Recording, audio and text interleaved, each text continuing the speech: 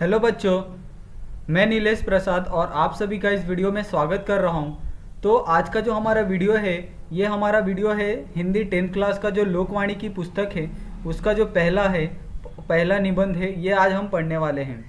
तो जो पहले निबंध का शीर्षक क्या है? सौंधी सुगंध।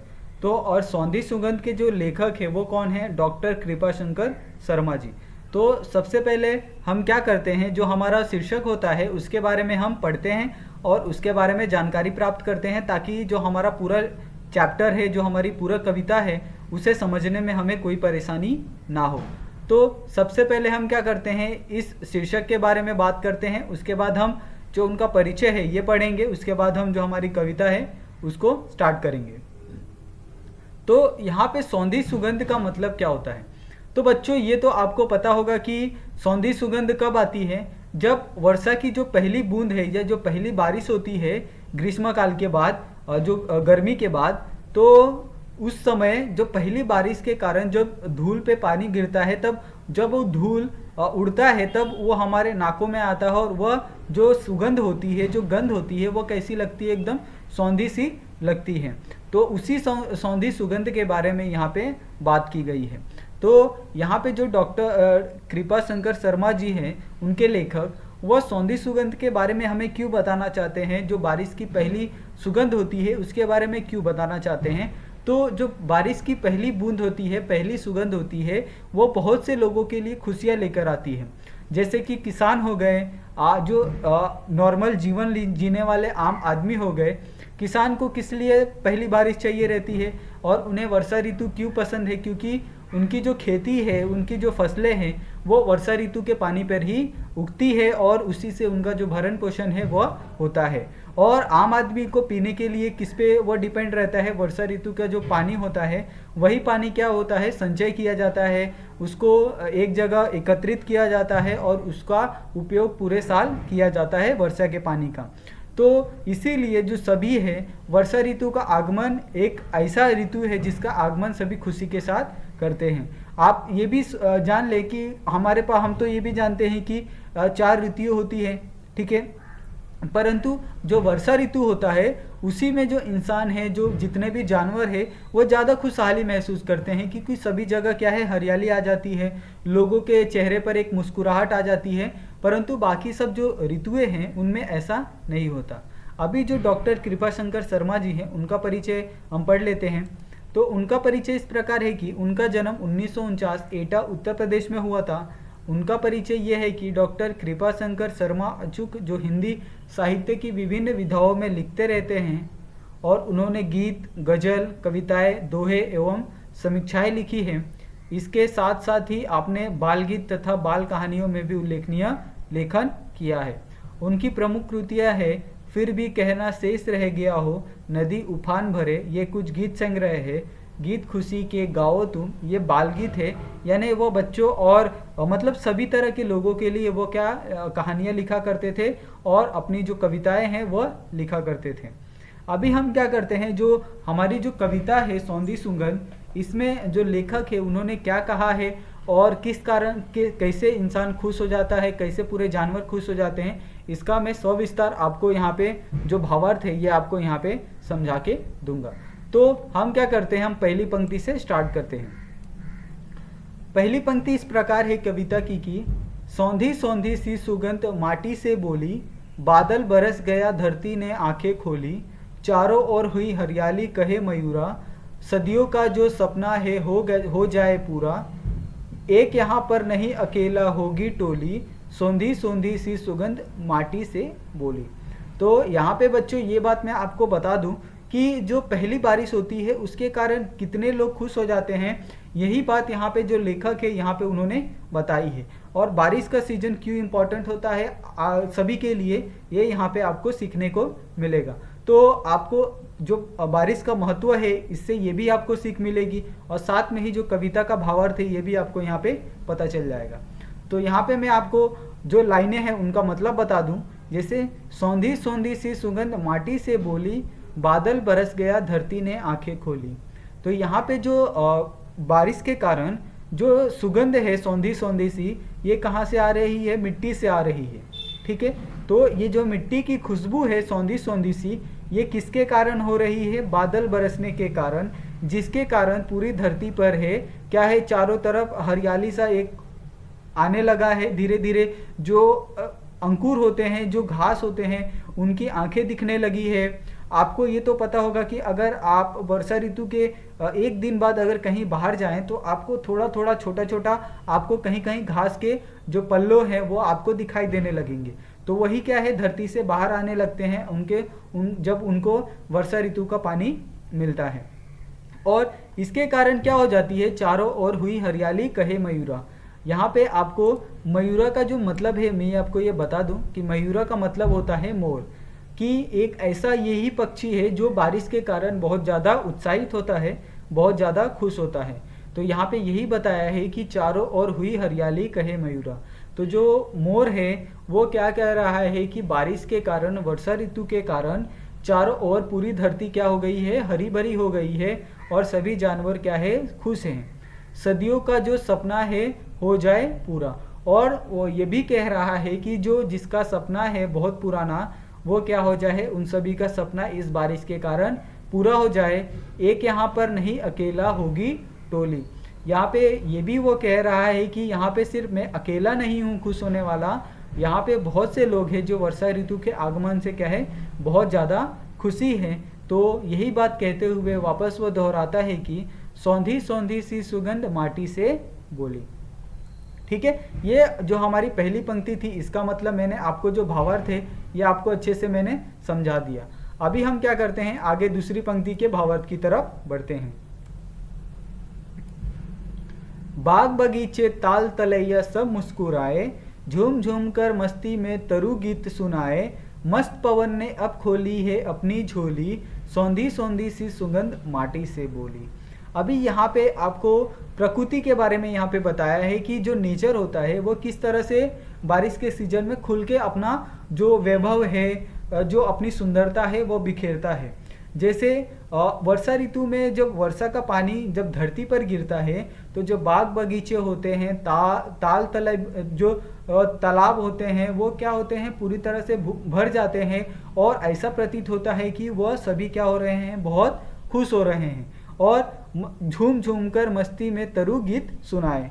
और वर्षा ऋतु के आगमन के कारण जो वृक्ष हैं, जो तरु है, जो पेड़ हैं, वो क्या कर रहे हैं, इधर से उधर डोलते हुए अपने पत्तों के माध्यम से क्या कर रहे हैं, झूम झूम कर मस्ती में गीत सुना रहे हैं, ऐसा प्रतीत होने लगता है। और मस्त पवन ने अब खोली है अपनी झोली, यानी पूरी गर्मियों में जो हवा एकदम गुम सी हो जाती है, जो खो सी जाती है, वह वर्षा ऋतु के आगमन के साथ साथ वो भी चली आती है और जो अपनी झोली है, जो अपना हवा है, वो चारों तरफ बहने लगती है, जिसके कारण एक मीठी सी जो हवा है वो चलने लगती है, जिसके कारण लोगों के अंदर जो गर्मी भरा उमस था वो धीरे धीरे क्या होने लगता है, कम होने लगता है, खत्म होने लगता है और जो इंसान का जो मन है वो भी एकदम शांत सा होने लगता है। तो यही बात कहते हुए यहाँ पे वापस वो दोहराती है कि सौंधी सौंधी सी सुगंध माटी से बोली। तो यहाँ पे मैंने आपको दो पंक्तियों का जो भावार्थ है ये आपको समझा दिया। अभी आगे जो तीसरी पंक्ति है उसका भावार्थ इस प्रकार है कि सागर जो था मसूबा सफल हो गया, खुशियों की दुनिया में आकर स्वयं खो गया, धरती ने श्रृंगार किया फिर माथे रोली, सौंधी सौंधी सी सुगंध माटी से बोली।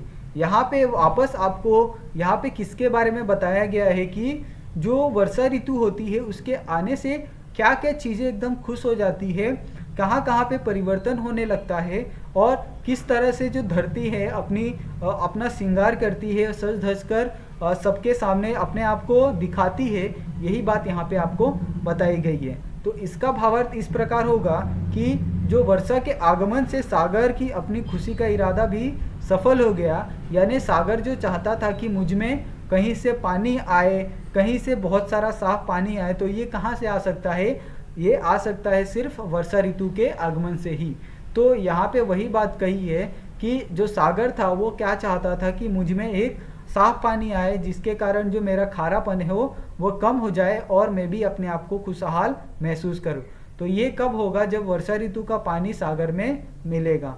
खुशियों की दुनिया में आकर स्वयं खो गया, वह खुशी से उफान से भर गया। सागर वर्षा ऋतु में अपनी ही खुशियों की दुनिया में क्या हो गया? खो सा गया। यानी जैसे ही उसके अंदर वर्षा ऋतु का आगमन होने की चर्चा हुई तो सागर क्या हो गया? अपनी खुशी का ठिकाना नहीं रखा और उसकी जो लहरें हैं वह उफन उफन कर इसका जो स्वागत है वो क्या हो रही थी? कर रही थी। धरती ने श्रृंगार किया फिर माथे रोली, और वह अपनी लहरों के साथ क्या कर रहा था? नृत्य भी कर रहा था। और वर्षा के आगमन के कारण धरती ने अपने तन पर जो हरियाली है उसके कारण क्या किया है? पूरी तरफ जो पहाड़ हैं, जो खेत हैं, खलियान है, जो मैदान है, चारों तरफ क्या हो गई है? हरियाली हरियाली छा गई है। तो यही बात कहते हुए जो लेखक है वह कहते हैं कि जो वर्षा ऋतु के आगमन के कारण जो धरती है, जो पहाड़ हैं, जो चारों तरफ क्या हो गई है? जो हरियाली का जो श्रृंगार है वो धरती ने कर लिया है। और साथ में जो उसके मस्तक पे क्या है? एक रोली लगाई है। ऐसा लग रहा है कि उसने वर्षा ऋतु के आगमन के लिए क्या किया है? श्रृंगार किया है। यानी बहुत सारे गहने पहने हैं। जैसे एक स्त्री श्रृंगार करती है, बहुत सारे गहने पहनती है, अपना क्या बोलते हैं? अपना मेकअप करती है, उसी तरह से जो धरती है उसने भी क्या किया है? अपना श्रृंगार किया है।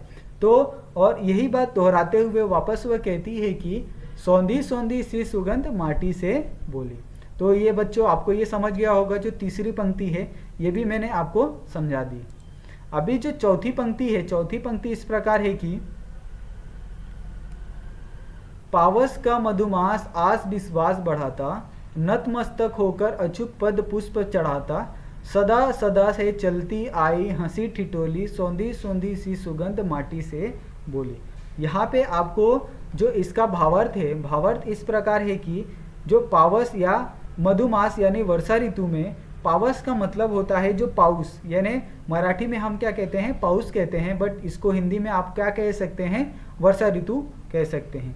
तो वर्षा ऋतु के वसंत जिस प्रकार वसंत ऋतु में वृक्षों पर नए पत्ते व फूल आ जाते हैं, आपको ये तो पता होगा कि जो वसंत ऋतु होता है उसमें चारों तरफ क्या होती है? हरियाली होती है, उस पर नए नए पत्ते आते हैं। वसंत ऋतु में चारों तरफ फूल खिलते हैं। वैसे ही क्या होता है? वर्षा ऋतु में प्रकृति क्या होती है? सजती है, संवरती है, अपने आप को हरियाली से पूरी तरह से श्रृंगार करती है और आनंद व्याप्त होता है। वर्षा ऋतु प्रत्येक मानव के मन में जो आस है, विश्वास है, ये क्या होता है? बढ़ाता है। जिस तरह से किसान है, किसान को क्या लगता है? अगर वर्षा होगी तभी उसकी जो फसलें हैं वो क्या होगी? अच्छे से बढ़ेगी और अच्छे से उसको अनाज मिलेगा। तो किसान के लिए वो एक आस विश्वास का उम्मीद बढ़ाती है। आम इंसान के लिए पीने के पानी के लिए उम्मीद बढ़ाती है। पक्षियों के लिए, जानवरों के लिए उनके जीवन के लिए रूप में उनकी उम्मीद बढ़ाती है। तो एक तरह से जो कहें तो वर्षा का पानी क्या है? एक जीवन ही है जो हमें पानी के रूप में हमें प्रदान होता है। तो ये बात आपको हमेशा याद रखनी है कि अगर वर्षा ऋतु, जब भी वर्षा ऋतु आए तब क्या करना है आपको? जो वर्षा ऋतु का पानी है आप किस तरह से इकट्ठा कर सकते हैं, ज़्यादा से ज़्यादा उसे धरती में आप किस तरह से पहुंचा सकते हैं, ताकि जो बाकी के सीजन है उसमें आपको जो भूजल है उससे आपको पानी मिलता रहे। तो ये बात को आपको ध्यान रखना है। और आपको जो वर्षा ऋतु का पानी किस तरह से आप संचय कर सकते हैं, इसके लिए आपको अलग अलग उपाय करने हैं। तो कभी भी वर्षा के इस आनंद से क्या है? अछूते नहीं है। यानी कभी भी क्या है? इस वर्षा ऋतु के आगमन से क्या है? बहुत खुश है। वह भी वर्षा ऋतु के सामने नतमस्तक होकर उनके स्वागत में क्या कर रहे हैं? पुष्प अर्पण कर रहे हैं। यानी अपना शीश झुकाकर क्या कर रहे हैं? वर्षा ऋतु का आगमन हो रहा है और उसके स्वागत के लिए क्या कर रहे हैं? उनको फूल चढ़ा रहे हैं। यह तो प्रतिदिन आने वाला उत्सव है। सदियों से वर्षा का स्वागत होता आ रहा है।